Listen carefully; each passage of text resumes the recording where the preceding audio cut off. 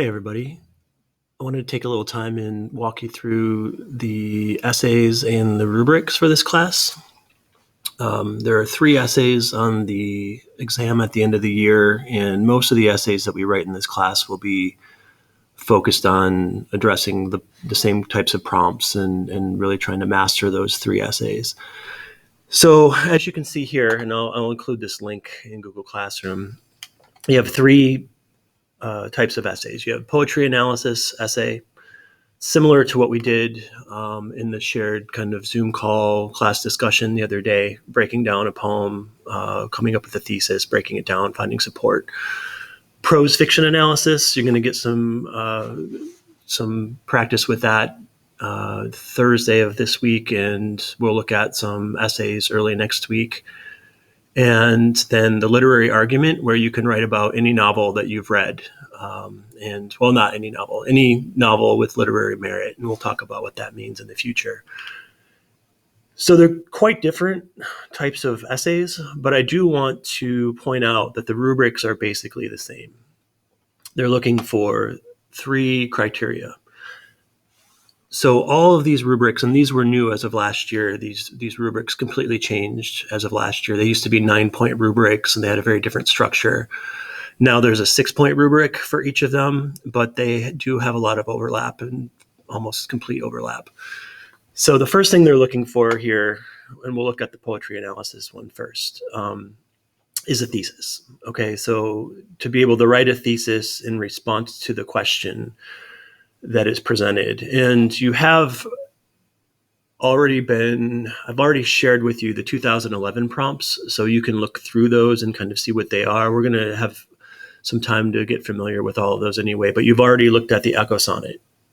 So if you think about the Echo Sonnet prompt, there was a question there about literary devices, about form, and how those things are used to create the meaning of the poem. So you basically have 2 parts of that prompt that you need to address with your thesis. You need to address form and literary devices, but you also need to address the overall meaning of the poem and how it's created. So that's what your thesis will be. We're going to spend a lot of time on this. So if you're a little bit lost, that's fine. We're going to spend, weeks and weeks and weeks on these thesis statements and support. So they want the thesis and this is the easiest point to get, okay? So you should definitely, within a few weeks here, be confidently receiving this point and everything that we look at. So that point, it responds to the prompt with a thesis that presents a defensible interpretation of the poem. Let's break that down. Okay, so defensible interpretation. That again, has kind of a 2-part meaning to it. One, it's an interpretation. Somebody might read it differently. We talked the other day in class about ambiguity. Everything they give you will be ambiguous. There'll be different meanings that could be pulled from it. You're going to possibly see many meanings in a poem, but you'll need to choose one, and it should be something that is a nuanced reading of the poem, but it's your own reading of the poem. And then secondly, it's defensible. That means that you can support it with evidence from the poem itself. And that brings us to the second part of the rubric, which is evidence and commentary. And this is where things get a little bit more complicated. And this is where people kind of separate themselves overall in their essays. So let's not worry about 0 points or 1 point. Let's start with 2 points. A 2 point out of 4 in this category would provide some specific relevant evidence, and it would explain how some of the evidence relates to the student's argument, but no line of reasoning is established or the line of reasoning is faulty. It's incomplete. There are some key points of the poem that could have been included to support the thesis but weren't, and that's where these essays kind of score lower than, say, the 3 or 4 in this section of the rubric. If we look down below the decision rules and scoring notes, you can see that a 2 point would consist of a mix of specific evidence and broad generalities. It may contain some simplistic, inaccurate, or repetitive explanations that don't strengthen the argument. So maybe the same section of the poem is being used over and over again, and it's not considering the poem as a whole. It may make one point really well, but it does not make multiple supporting claims that adequately support, and they don't adequately support more than one claim. And there's not an explanation of the connections. So not only is the support present, meaning that you use a quote from the poem to support your thesis, there also needs to be what you've probably learned is a warrant, right? So the warrant is the explanation that ties back to the thesis. It takes the quote, ties back to the thesis. So it explains how the quote addresses the thesis. And if you want to move beyond this 2-point into the 3 and 4-point section here, let's take a look at the 4 points in this section, which are pretty hard to achieve. Let's be honest; these are tough essays. So a four in this section of argumentation for support is tough to find. But it explains how the writer's use of multiple literary techniques contributes to the student's interpretation of the poem. That's in the prompt. That's kind of what we did the other day with Echo Sonnet. And it organizes and supports an argument as a line of reasoning composed of multiple supporting claims, each with adequate evidence that is clearly explained. So it's that explanation that really elevates it into the 3s and 4s in this section. Also, you can see that it's uniform in its explanation. So everything is supported adequately, more than adequately, but thoroughly. Okay, so if you get your thesis point, remember this is a 6-point rubric. If you get your thesis point and you get a 3 or 4 in evidence, for that essay, you are definitely looking at, that's a 4 or a 5 already out of 6, and a 4 would be what would be a passing score on an essay like this. So if you can learn to do this 3-column really well as a minimum in your essays, and again, always get your thesis point, then you're already at that overall 3 for the exam, and that would, for most colleges, get you your credit. Obviously, we're shooting to get 4s here and the 1 in thesis. And we still have 1 point hanging out there, and it's the most, to use the word again, ambiguous of all of them, and maybe the most subjective, but it is the sophistication point. So the sophistication point demonstrates sophistication of thought and or develops a complex literary argument. There's 4 ways this can be done.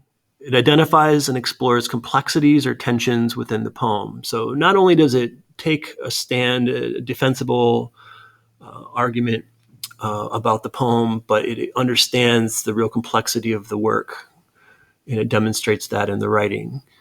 Eliminating the student's interpretation by situating it within a broader context.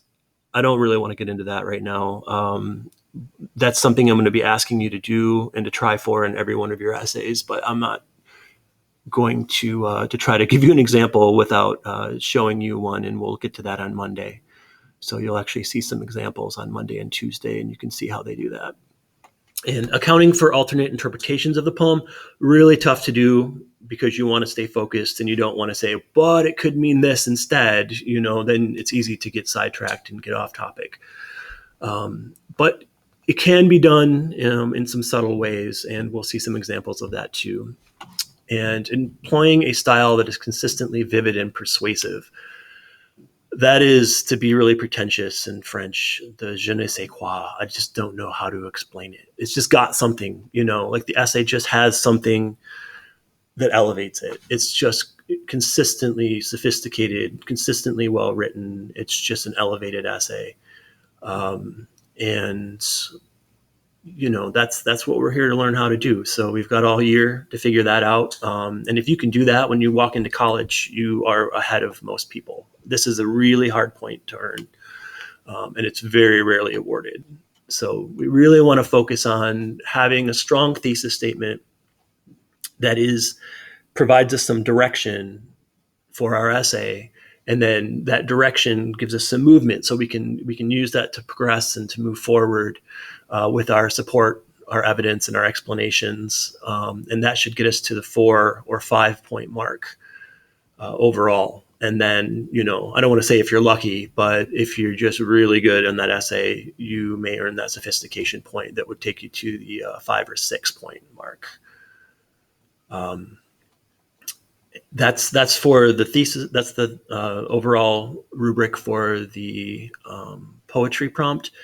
It's the same thing for the prose prompt, and essentially the same thing for the argumentation prompt.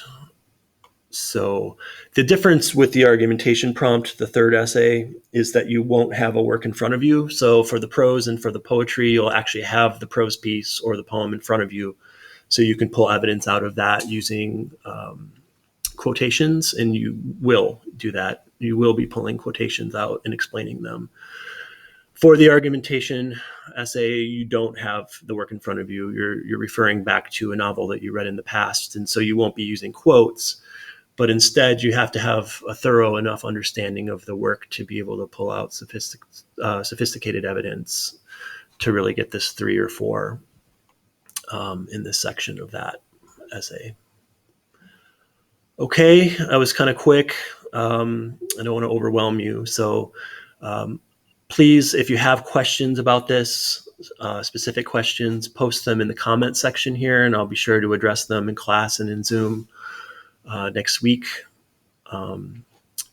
Please either that or email me, or just let me know as you watch this how you feel about it. But yeah, so again, they're pretty much the same, right? I mean, they're the same in terms of getting your thesis point, in terms of getting your evidence and commentary points. They're basically the same, other than you can't use quotes in the third essay, but in the first 2 you can. You still want to have your thorough evidence and your explanation of that evidence. And then the sophistication point's exactly the same. So we will be spending a lot of time on these. We're going to learn a lot about this as we interact with this in some kind of creative ways. But we're also going to see a lot of sample essays, and you're going to have a lot of chances to write addressing these prompts also. So thanks for listening. I hope this was helpful. We'll get some more concrete application of this next week.